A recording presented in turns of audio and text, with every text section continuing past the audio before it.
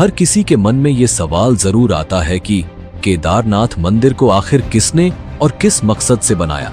और सबसे चौंकाने वाली बात यह है कि केदारनाथ धाम का शिवलिंग बाकी शिवलिंगों से इतना अलग क्यों है, इसके पीछे कौन सा रहस्य छिपा है। हजारों साल पहले जब विज्ञान की आज की तरह तरक्की नहीं हुई थी, तब उस दौर के लोग इस मंदिर को बनाने के लिए इंटरलॉकिंग जैसी आधुनिक टेक्नोलॉजी को कैसे जानते थे। और सबसे हैरान करने वाली बात यह है कि बिना किसी नुकसान के 400 सालों तक ये मंदिर बर्फ में कैसे दबा रहा और इसके पीछे की कहानी क्या है। जब मंदिर के कपाट 6 महीने के लिए बंद हो जाते हैं, तब अंदर जलने वाला दीपक आखिर 6 महीने तक कैसे निरंतर जलता रहता है।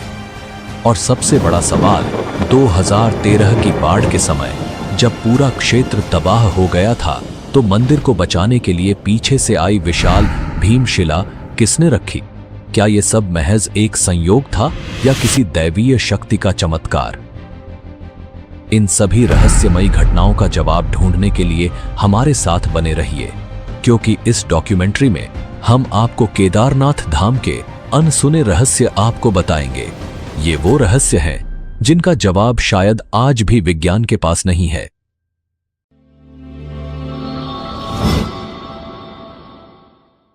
भारत के उत्तराखंड में बसा केदारनाथ धाम केवल एक मंदिर नहीं, बल्कि आस्था, रहस्य और चमत्कारों का अद्भुत संगम है। हिमालय की ऊंचाइयों में 12 ज्योतिर्लिंगों में से एक यह पवित्र स्थल सदियों से भक्तों को अपनी ओर खींचता आया है।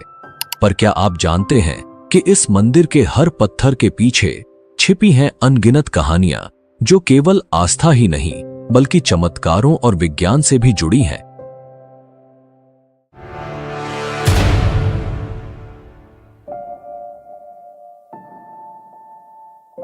सोलह जून 2013 की वह काली रात, जब प्रकृति ने अपना तांडव दिखाया और उत्तराखंड के केदारनाथ में हर ओर विनाश कर दिया। लेकिन इसी विनाश के बीच एक ऐसा चमत्कार घटा जिसने लोगों की आस्था को और भी गहरा कर दिया। आइए हम आपको उस समय की भयावहता और चमत्कार के बारे में बताते हैं जिसने केदारनाथ मंदिर को बचाया था। उस रात केदारनाथ में बाढ़ का पानी मंदाकिनी नदी से उफनता हुआ आ रहा था। भारी बारिश और चौराबारी ग्लेशियर के पिघलने से स्थिति और भी भयावह हो गई। पानी, पत्थर और मलबा शहर को अपनी चपेट में लेता जा रहा था। जहां पहले पहाड़ों की सुंदरता थी, वहां अब विनाश का तांडव था। होटल, घर, दुकानें, सब कुछ बहा ले गया। करीबन 6000 लोग मारे गए और लाखों बेघर हो गए। लेकिन एक बात साफ थी, यह आपदा केदारनाथ मंदिर की ओर बढ़ रही थी। क्या यह भगवान शिव के पवित्र धाम को तबाह करने वाली थी? जैसे ही पानी मंदिर की ओर बढ़ा, अचानक एक विशाल शिला, जिसे अब भीमशिला कहा जाता है, पानी के बहाव के साथ बहती हुई मंदिर के पीछे आकर रुक गई। वह पत्थर मंदिर के करीब 50 फीट पीछे रुक गया और बाढ़ के पानी को 2 हिस्सों में बांट दिया।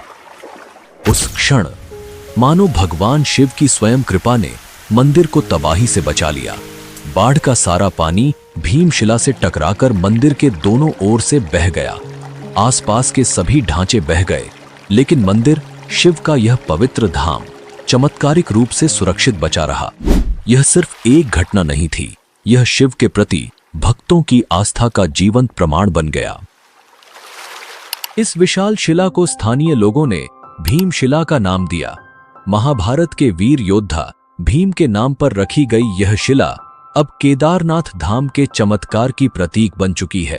इसका नाम भीमशिला ही क्यों रखा गया और पांडव का केदारनाथ से क्या संबंध था, वो हम आगे बात करेंगे।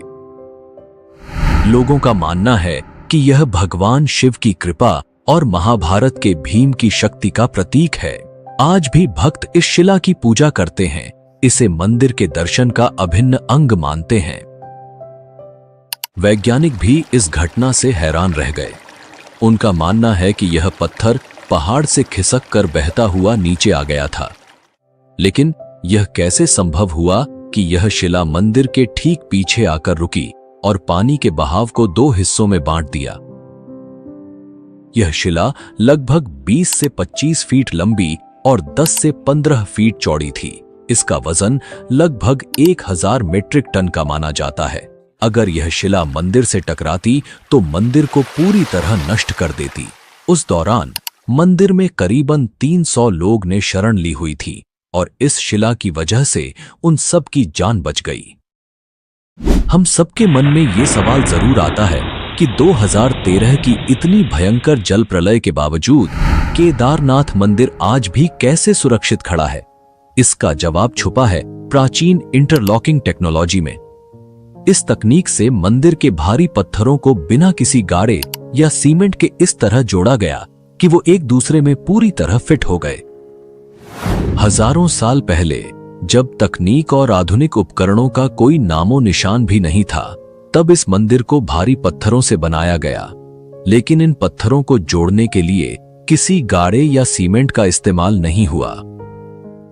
प्राचीन भारतीय कारीगरों ने पत्थरों को इस प्रकार तराशा कि वो एक दूसरे में एकदम सटीक तरीके से लॉक हो जाते थे।